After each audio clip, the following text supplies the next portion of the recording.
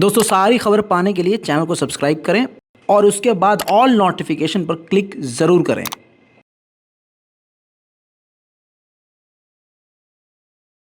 सलाम, नमस्ते, सत श्री अकाल। मैं हूं रजा और आप देख रहे हैं रजाग्राफी की इंटरनेशनल प्राइम टाइम रिपोर्ट। जिस रिपोर्ट के अंदर आज पहली बार वो खबर बाद में बताऊंगा जो टाइटल पर है, क्योंकि उससे बड़ी खबर टाइटल पर जो थी वो मैंने नहीं लिखी जो टाइटल के लिए थी, क्योंकि हमें लग रहा था कि अगर वो टाइटल पे लिख देंगे तो हो सकता है यूट्यूब हमारी वीडियो को दबा दे। लेकिन हम भी खेल गए यूट्यूब के साथ, बहुत बड़े खिलाड़ी हो रहे हैं, हम भी मोदी से तेज चल रहे हैं। बड़ी खबर यह है कि आपको याद होगा कि अल-कायदा के हेड अल जवाहिरी को अमेरिका ने अपने रीपर 9 नाम का जो ड्रोन है उसका इस्तेमाल करके, पाकिस्तान के एयर स्पेस का इस्तेमाल करके खिड़की से ही उनको कत्ल कर दिया था। अल जवाहिरी, काफी समय बीत चुका था। अब आज 30 सेकंड का वीडियो उनका सामने आया है, जिसके बाद दावा यह किया जा रहा है कि वो जिंदा है। तो इसका मतलब यह हुआ कि अमेरिका की झंड हो गई, और जिसका मतलब यह हुआ कि अमेरिका का यह एक बड़ा प्रोपेगेंडा था। सवाल कई तरह के खड़े हो रहे हैं कि फिर अमेरिका यह झूठ क्यों बोल रहा था। बहरहाल 30 मिनट की वीडियो आ चुकी है उनकी अल जवाहिरी की, लेकिन मैं आपको दिखा नहीं सकता, दिखाऊंगा नहीं है, लेकिन दिखाऊंगा नहीं वरना वीडियो उड़ जाएगा। तो आप समझ लीजिए कई तरह के सवाल उठ रहे हैं। क्या ओसामा बिन लादेन जिंदा है? यूट्यूब पर ऐसे बहुत सारे इन्वेस्टिगेटिव वीडियोस मौजूद हैं जिसमें यह भी दावा है कि जिंदा है, जिसमें यह भी है कि नहीं। लेकिन ऐसा ही कर्मकांड यहाँ भी सामने आया है कि इतने महीने के बाद जिस अल-कायदा के हेड को अमेरिका ने छाती चौड़ी करके कहा कि हमने मारा, उसकी 30 मिनट की वीडियो सामने आई है। आपको क्या लगता है कमेंट जरूर कीजिएगा। अब आते हैं टाइटल वाली खबर पर। भारत को इस बात का एहसास हो चला है कि चाइना रुकने वाला नहीं है, तो अब भारत ने अपनी कमर कस ली है और पूरी तरह से तैयार हो गया है, और अब तैयारी तेजी से और आगे बढ़ा चुका है। अब भारत को पता है कि अगर चाइना से भिड़ंत हो गई तो हमें रॉकेट का इस्तेमाल करना होगा और अपने इलाके से बॉर्डर के इलाके को क्रॉस करके आखिरी फ्रंट लाइन पर आगे पहुंचने में समय जो लग रहा है उसको कम करना होगा। यह है वो रिपोर्ट के मुताबिक टनल बना रहा है और टनल बनाने का काम शुरू किया जा चुका है। लिखा है India is building a rocket force बनाने की कोशिश कर रहा है और शॉर्ट रेंज टैक्टिकल मिसाइल को यहां से सप्लाई करेगा। यानी भारत के बिल्कुल अंदरूनी हिस्से में, जहां भारत का समझ लीजिए खजाना बम का होगा, रॉकेटों का होगा, वहां से उन मिसाइलों और रॉकेटों को लाद कर दुश्मन के सामने तैनात करने में जो बीच का रास्ता है उसको कवर करने के लिए कई तरह के टनल बनाना शुरू कर चुका है। कहा यह जा रहा है कि जैसे हिडन टनल चीन बनाकर रखता है और उसके अंदर अपने फाइटर जेट छुपाता है, शेल्टर, वैसे ही ऐसे टनल गुफाएं टाइप में बना रहा है बॉर्डर के इलाकों पर भारत, जो वहां पर एडवांस में मिसाइलों को ले आकर छुपा कर रखा जाएगा। शॉर्ट रेंज की मिसाइल होंगी, लॉन्ग रेंज की भी मिसाइल होंगी, कई तरह के घातक हथियार भारत उस टनल के अंदर एडवांस में तैनात करके, या आप कह सकते हैं छुपा कर इस्तेमाल करने के लिए रखेगा। वहीं दोस्तों, भारत के अलग अलग नेता पाकिस्तान के नाम पर फिर से अपनी राजनीति चमकाने के लिए शुरू कर चुके हैं।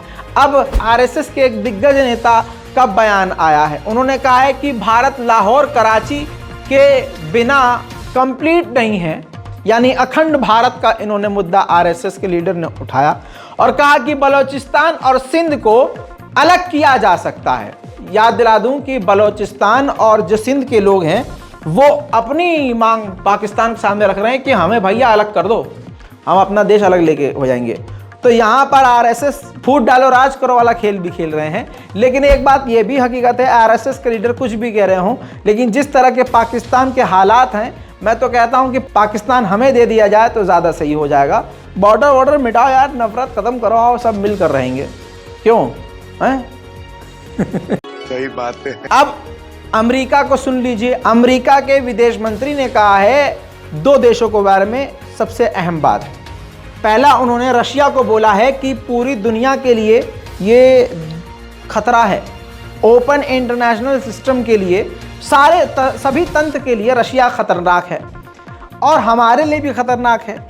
अब करते हैं चीन की बात। तो चीन हमारा सिर्फ कॉम्पिटिटर है। यहां पर यह कहना चाह रहे हैं कि खतरा रूस है और हमारा कंपटीशन चीन से है, और इसके अलावा किसी से हमारा कंपटीशन नहीं है। चाइना को खरी खोटी सुनाने के बाद अमेरिका के विदेश मंत्री ने यह भी कह दिया दूसरी तरफ कि जहां चीन में कोरोना इतनी तेजी से फैल रहा है, हम चाइना की मदद करने के लिए तैयार हैं कोविड-19 में, और कोरोना से बचने के लिए उनकी मदद करने के लिए तैयार हैं।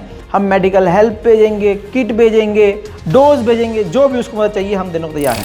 वहीं ताइवान के लिए अमेरिका ने बिल पास कर दिया और कहा है कि $10 बिलियन के हथियार ताइवान को देंगे, जिस पर चाइना भड़क गया और चाइना ने कहा है कि ये क्षेत्र को खराब और क्षेत्र का माहौल खराब करने की अमेरिका के द्वारा कोशिश की जा रही है, जिसको हम बर्दाश्त नहीं करेंगे। वहीं अमेरिका ने 2 तिब्बत के लोगों पर जिनका संबंध चीन से था उन पर पाबंदी लगा दी, जिससे चिढ़कर अमेरिका के 2 व्यक्तियों पर भी चीन ने पाबंदी लगा दी।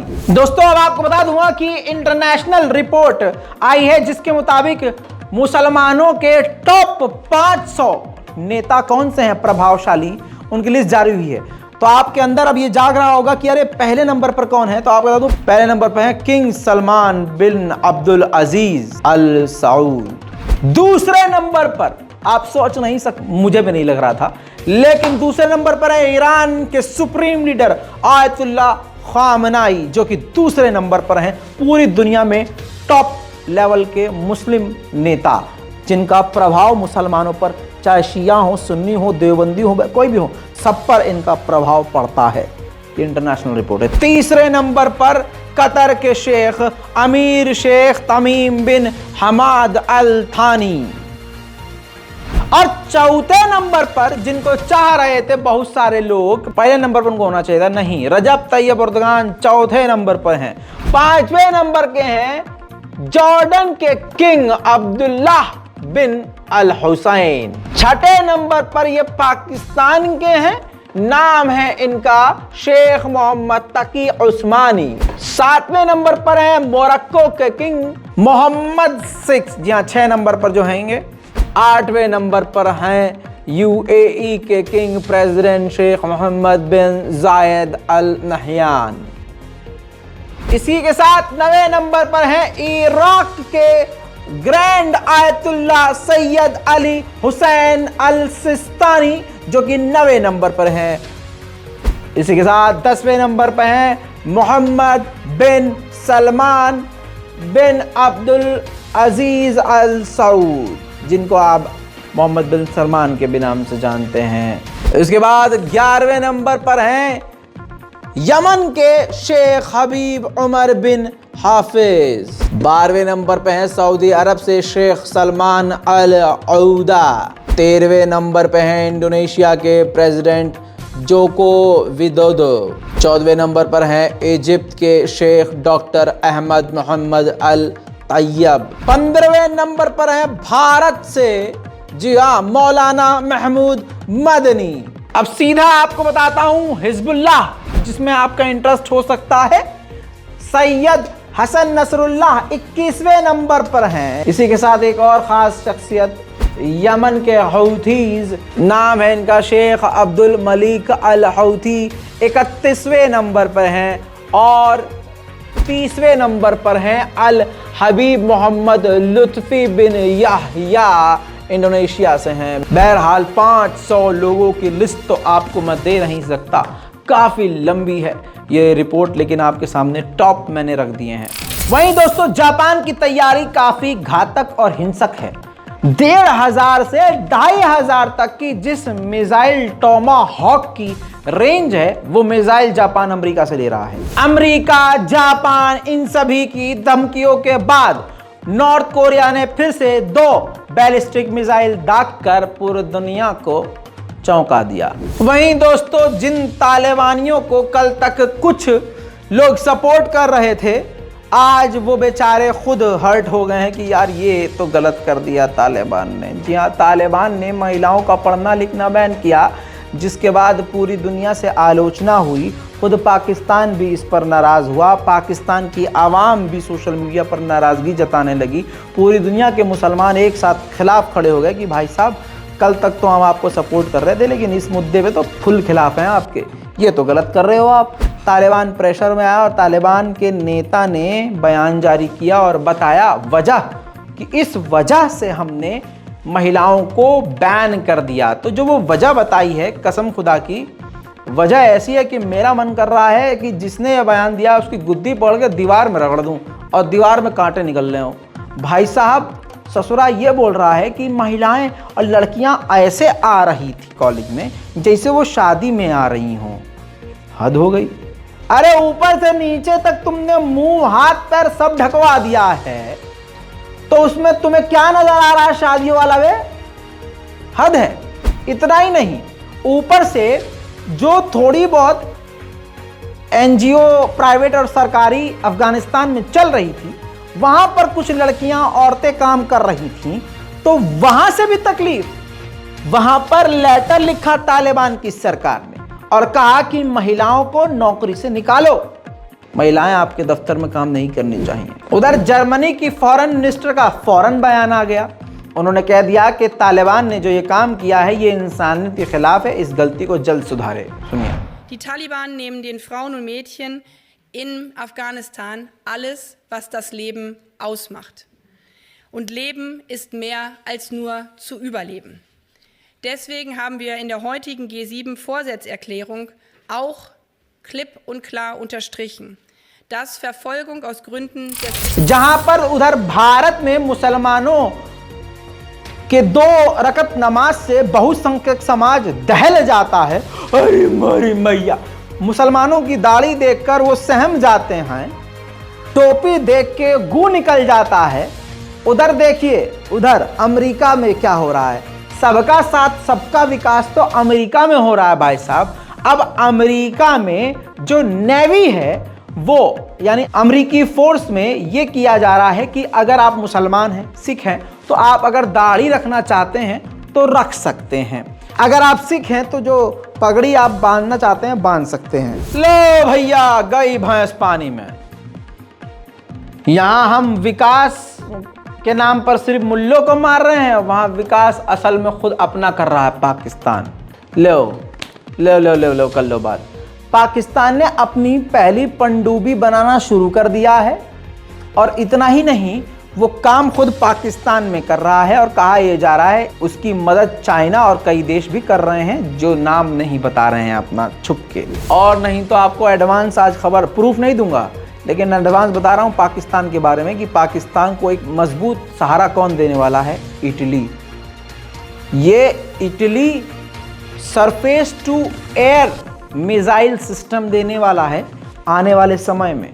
बस ये 3-4 दिन रुकिए, आपको खबर मिल जाएगी, वो भी बड़े बड़े टाइटल के साथ। तो इसलिए कहते हैं रज़ाग्राफी, यानी अपने इस छोटे भाई के चैनल को सब्सक्राइब कर लो। मज़ेदारी के साथ पूरी दुनिया की खबरें मिलेंगी और आपके बच्चों की और आपकी नॉलेज में भी इजाफा होगा। कल मैंने आपको बताया था कि अजाब कितना ख़तरनाक अमेरिका में आया है। बाढ़, बर्फबारी, मौत बढ़ती जा रही है। 15 से 20 लोगों की मौत हो चुकी है और ये मौतों के आंकड़े बढ़ने वाले हैं और घायलों की संख्या भी बढ़ रही है और ये बर्फबारी रुकने का नाम नहीं ले रही है। Joshua, man, how we doing? How we doing? Good. Loving it.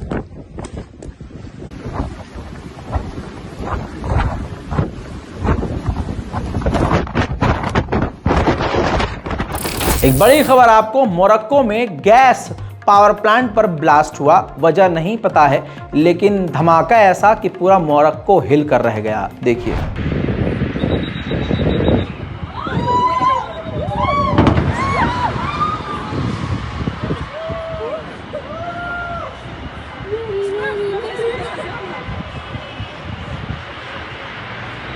तो ये है भाई साहब इंटरनेशनल प्राइम टाइम रिपोर्ट। इस रिपोर्ट पर आपको कौन सी सबसे बड़ी और सबसे अच्छी खबर लगी नीचे टाइप कर दीजिएगा, रिपोर्ट को शेयर कर दीजिएगा, दुआओं में हाथ उठाइए। तो याद मारने के लिए नहीं कह रहे हैं, जब ऐसे दुआ के लिए हाथ उठाए तब हाँ, तो दुआ में हमको याद रखिएगा। जय हिंद।